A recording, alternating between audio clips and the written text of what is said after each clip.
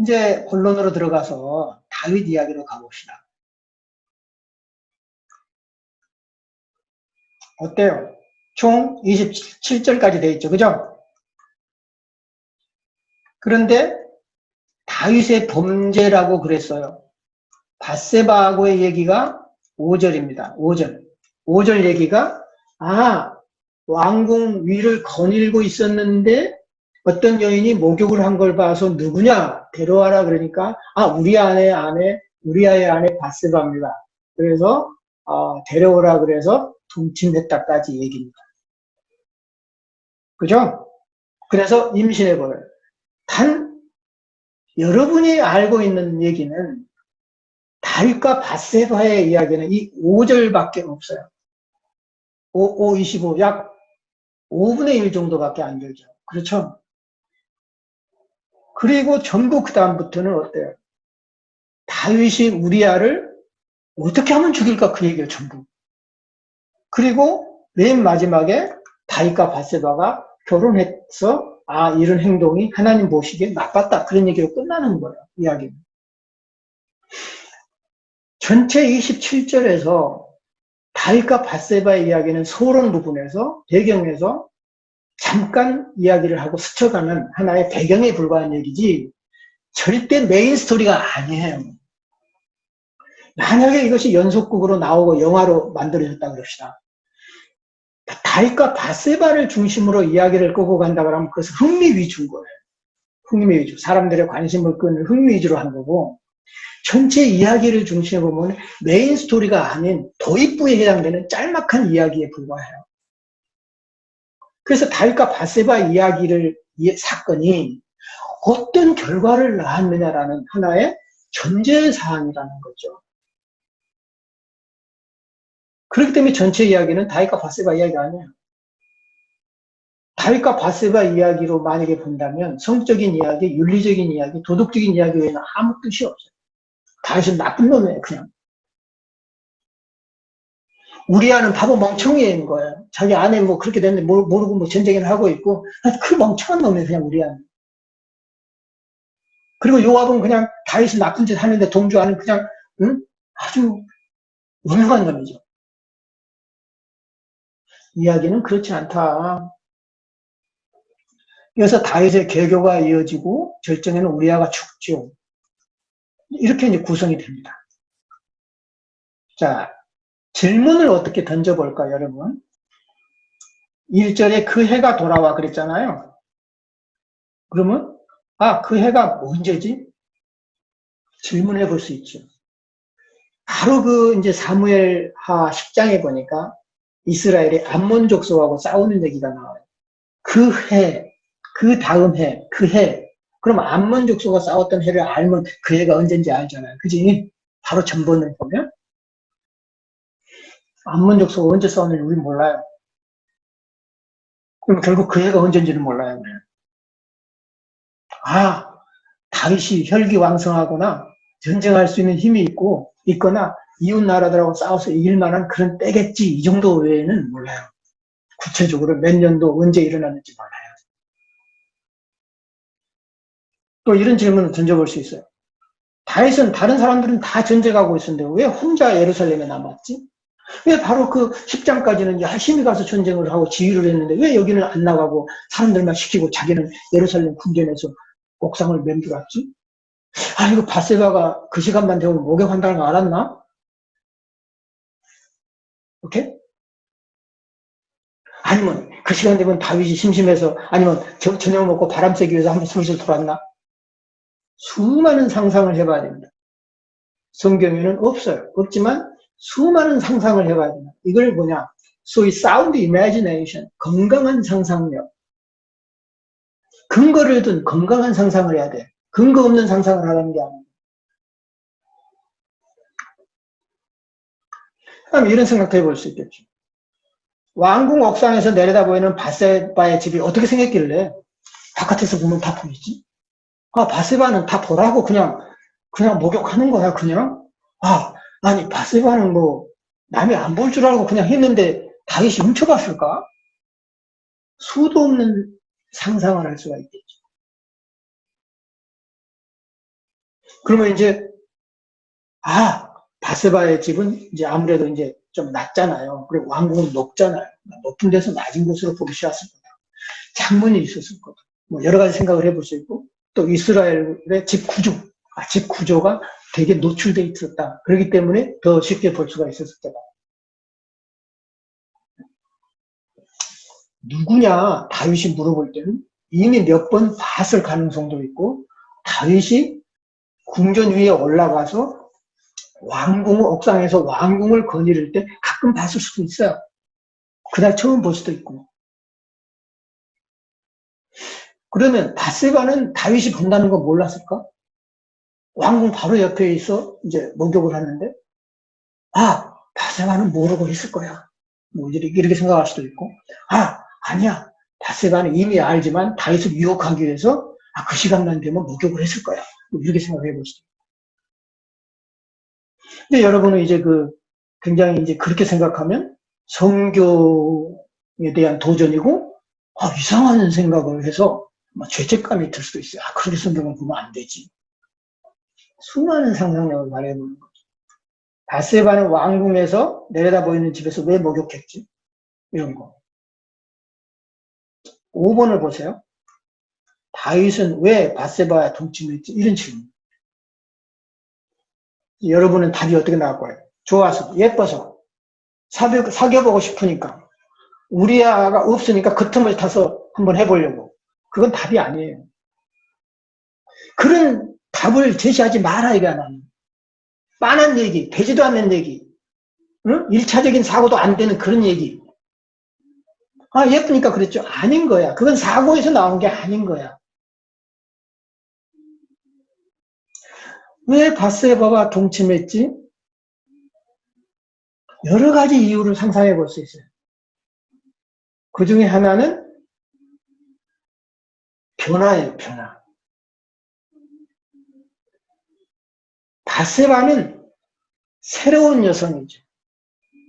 남성이 새로운 여성을 만난다라고 하는 것은 새로운 변화를 요구하는 본능적인 욕구가 있었고, 그 새로운 여성과의 새로운 만남을 통해서 제일 먼저 나오는 게 뭐죠? 아기죠. 새로운 탄생. 다시 말하면 어쩌면 미래를 이끌어갈 새로운 영웅의 탄생을 기대하진 않았을까? 자신과 바세바 사이에? 이런 생각까지도 해볼 수 있다는 거죠. 전혀 성경적이 아니죠. 여러분이 생각하는 그런 사고방식이 전혀 아니라는 겁니다. 수많은 상상력을 발휘해야 됩니다. 생각해보지도 않은 생각을 해봐야 됩니다.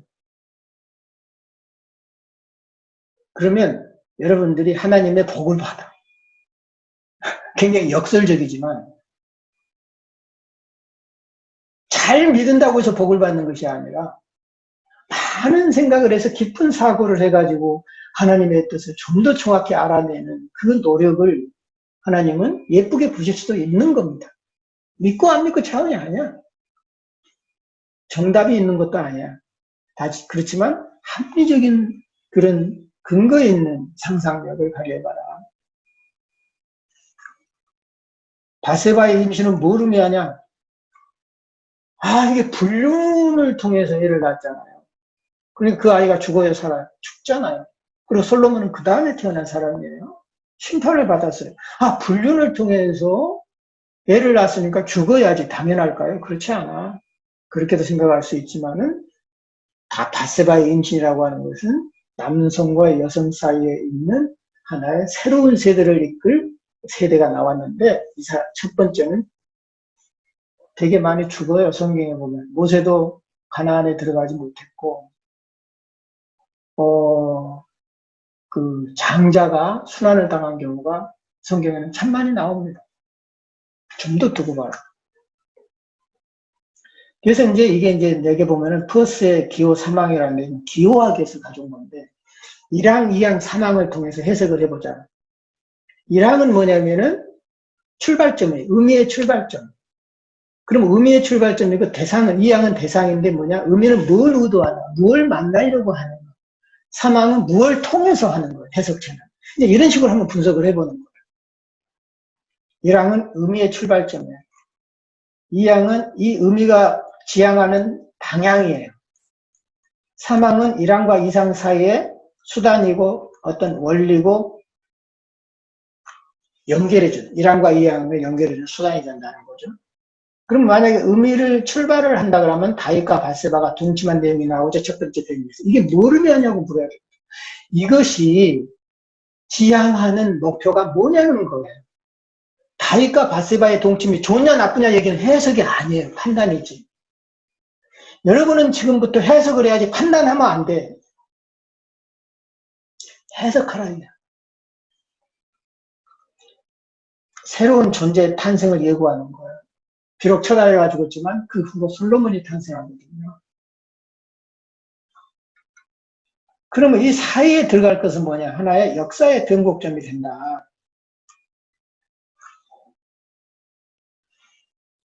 다윗의 시대는 끝나고 새로운 시대가 도래할 것이라는 암시예요.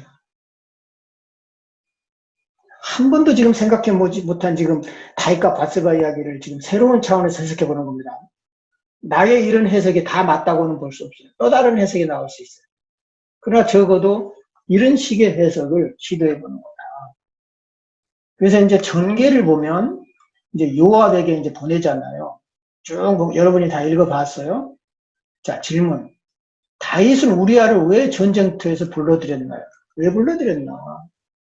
자기 죄를 감추기 위해서 그랬겠죠. 또 여러 가지 것을 생각해 봐야 되겠죠. 우리아는 다윗의 호의를 왜 수용하지 않았죠? 왜 수용하지 않았어요? 내 동료들은 전쟁에서 고생하는데 나만 잘 먹고.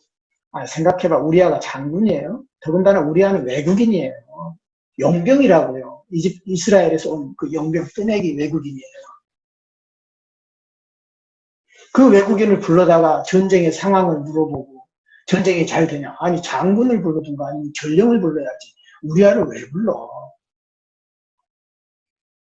근데 우리아는 왜 다윗의 호의를 받아들여야 지가 살려면 가서 집에서 발 닦고 잘 자고 와이프랑 밥 잘 먹고 잠도 잘 자고 가서 쉬었다 그러면 모른 척 가야지. 왜 안 가? 왜 몇 번씩이나 안 가? 이 바보 같은 멍청한 놈이.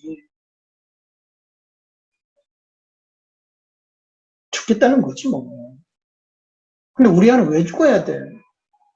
왜 죽어야 돼? 살아야지. 왜 죽어야 돼? 우리아가 왜 죽을까? Why? 왜 죽었지? 바보 같으니까? 아니면 밧세바를 사랑하지 않으니까? 아무것도 모르고 그냥 자포자기 심정으로 죽었을까? 아니야, 우연히 죽었어. 아무것도 모른 채. 다윗과 우리아의 이미지가 대조적인 특징이 있다면 뭘까? 이거를 또 사망으로 봐요. 왕궁에 머문 우리아가 있어요. 우리아가 왕궁에 집에 가지 않고 머물죠. 왜 머물러요? 만약에 우리아가 집에 가버리면 어떻게 되죠? 진실은 드러나요? 없어져, 그죠? 죽어버립니다. 다윗의 범죄가 드러나게 하려면 우리아가 집으로 가야 돼, 안 가야 돼? 집에 가서 잠자리를 하게 되면 그것은 다윗의 아이가 아닌 우리아의 아이가 돼버려요. 그러면 다윗과 밧세바의 불륜 관계가 드러나, 안 드러나? 안 드러나잖아. 우리아가 다윗의 말을 안 듣고 왕궁에 머물렀다는 얘기는 진실을 추구하는 거예요. 이 우리아가 왕궁에 머문 사건은 무엇을 의미하는가? 진실을 원하는 거예요. 우리아. 바보 같은 진실, 멍청이 같은 진실. 그럼 무엇으로 진실을 보여야 돼요? 무엇으로? 죽음으로. 우리아가 죽어야만 다윗의 범죄가 만천하에 공표되거든. 죽지 않고 하는 방법이 없을까요? 없어. 그만큼 진실은 무서워. 그래서 사람들은 진실을 두려워하고 진실하지 않으려 그래. 왜? 살려고. 진실하면 다 죽어. 진실을 지킨다는 게 너무 어려워. 너무 어려운 거야. 그래서 보면 이제 절정에 보면 이제 그 다윗이 이제 요압에게 이제 편지를 보내잖아요. 그래서 전쟁터에서 죽은 것처럼 자연스럽게 죽게 돌아. 죽이라는 거죠. 요압 장군한테. 요압은 왜 다윗의 명령에 복종하였는가? 왜 복종했어, 요압이? 다윗과 요압은 어떤 관계지? 왕과 그냥 뭐 장군의 관계야? 우리아가 다윗의 편지를 만약에 보았다면 어떻게 했을까? 우리아가 자기 죽이라는 편지를 갖고 가잖아요. 근데 볼 수도 있잖아. 나 같으면 봤겠어. 아, 뭐지? 하고 이제 봐볼 수도 있잖아. 봐, 안 봐? 얼마나 보고 싶었겠어. 안 봤잖아요. 왜? Let me die. I wanna die. 죽겠다는 거예요, 그냥. 왕한테 대항할 힘은 없고, 마음 같아서는 그냥 왕의 그냥 모가지를 그냥 비틀어가지고 죽여버리고 싶겠지. 근데 힘이 없으니까 그럴 수 있어, 없어? 못하잖아. 결국 힘없는 사람이 힘 있는 사람에게 복수하거나 정의를 추구하려면 죽는 수밖에 없어. 돈이 있어, 권력이 있어, 명예가 있어. 목숨 바쳐야지, 뭐. 그래서 목숨을 바치기 힘드니까 다 안 해. 정이고 뭐고 없어, 그냥. 그냥 사는 거야. 내가 여러분들한테 너무 어려운 얘기 하나요? 아니야. 여러분 다 컸어, 이제. 이제 여러분도 이런 심각성을 생각해 봐야 돼, 이제는. 이게 삶의 이야기고, 우리 얘기야, 그냥. 다윗의 편지가 기호야. 다윗의 편지가 있어. 다윗의 편지는 뭘 담고 있죠? 우리아의 죽음을 담고 있죠. 그러면 그 수단이 뭐냐? 속임수라는 거죠. 응? 이 다윗이 요압한테 보낸 편지가 의도하는 것은 우리아를 죽여라는 얘기인 거예요. 그 편지는 복된 소식이 아니야. 다시 말하면 이 사이에는 복음이 아니라 진실이 아니라 속임수가 들어가 있다는 거죠. 이제 우리아가 아내가 죽었다고 이제 소리가 듣죠. 그리고 그 남편을 위해 소리내어 울어요. 그의 아내가 됐다. 아들을 낳았다. 그런데 이 일이 안 좋았다. 그래서 밧세바는 왜 울었냐? 왜 다윗과 우리아 이야기냐? 밧세바 이야기가 아니고 다윗의 악한 행위가 초래한 결과는 뭐냐? 그러면서 이제 마지막으로 여러분 슬피 우는 밧세바를 우리가 기호로 잡으면 그 모습을 우리가 기호라고 봤을 때 그게 의도하는 것만은 뭐냐? 아, 슬퍼서가 아니라 내가 운다라고 하는 것은 이전의 상태를 회복하는 걸 바라는 거예요. 여러분 울 때는 어때요? 울기 전 상황을 회복하는 걸 원하는 거예요. 이것은 뭐냐? 원리는 보상받는 걸 원한다는 거죠. 왜 내가 울어야 돼? 울기 전 상황으로 가고 싶어. 울기 전 상황이라고 하는 거죠. 이런 것들을 생각해 봐야 된다. 그러면서 이제 내가 이제 여러분들한테 제공한 것은 적극적 상상을 통한 이야기를 재구성했는데 이제 성경에 있는 얘기가 아니라 내가 상상을 해서 내 속에 나오는 이미지를 재구성해서 쭉 다시 써본 거예요. 나는 지금 이스라엘 왕궁으로 들어서고 있다. 그러면서 이제 한 구석에 어떤 병사 한 사람이 이제 구석에 있잖아요. 왕궁 구석에. 그래서 내가 우리하고 대화를 하는 거죠. 거기에 쪼그리고 앉아있는 사람이 누구요? 아, 나요? 우리아라는 사람이요. 왜 이곳에 앉아있나요? 다윗 왕께서 나에게 호의를 베풀어 집에서 편히 쉬게 하셨는데 나는 전쟁 중이라 다른 병사들과 함께 이곳에서 지내려고 하는 중이요. 이제 풀어봤죠, 성경을. 쭉 풀어보면서 그 없는 얘기들도 이제 만들어서 쭉 합리적인 건강한 상상력을 발휘해본 거죠. 다윗 왕께서 왜 당신을 이곳에 불러들였나요? 아, 그야 중앙도 물어보고 할 말이 없잖아. 또 전쟁터에서 수고하는 병사도 위로하고 지가 뭐 그럴 입장인가? 왜 당신만 이곳에 오게 되었나요? 당신은 전투 상황을 알리는 전령이거나 주의관인가? 아닌데 난 외국인인데 그런 직책이 나한테 부여될 리가 있겠어요? 그렇다면 우리야 당신은 다윗 왕에게 특별히 총애를 받고 있나 보죠. 나도 그 이유를 모르기 때문에 왜 다윗 왕이 나한테 이렇게 잘해주는지 그 이유를 모르겠습니다. 그래서 3일째 이곳에서 잠을 자고 있다오. 이틀간은 그런 대로 버텼는데 오늘 밤이 걱정이네요. 내일도 집에 가서 자라 그러면 난 어떠죠? 어때요? 이런 거 배워갔죠. 성경을 가지고 이렇게 풀어보는 거죠. 이야기도 만들어보고 상상력도 발휘하면서 해석이 되는 거예요. 그 의미를 깨우치는 거예요. 이게 지금 두 번째 사고방식입니다. 이 정도. 그래서 여러분들이 한번 쭉 읽어보세요. 재밌어요. 내가 쓴 거니까.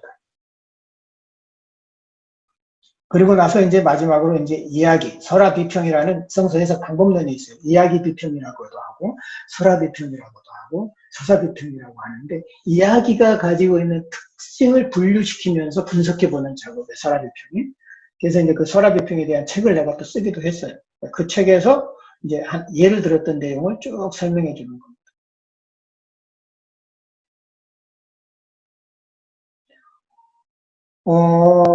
결국은 뭐냐. 이야기는 어떤 이제 그 예수님이 우리를 구원하기 위해서 십자가에 달려서 돌아가셨듯이 우리와 역시 어찌 보면 우리와를 예수와 비유할 수 있을는지는 잘 모르겠습니다만 적어도